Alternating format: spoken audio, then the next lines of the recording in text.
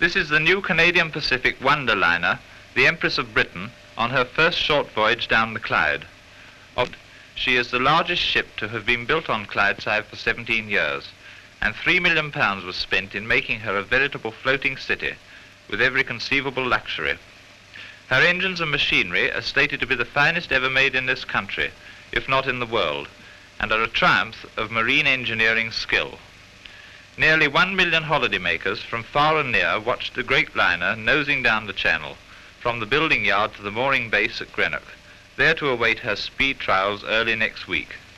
Her official speed is given as 24 knots, but it is confidently expected that this will be exceeded, and she may well prove to be the fastest ship ever built on Clydeside.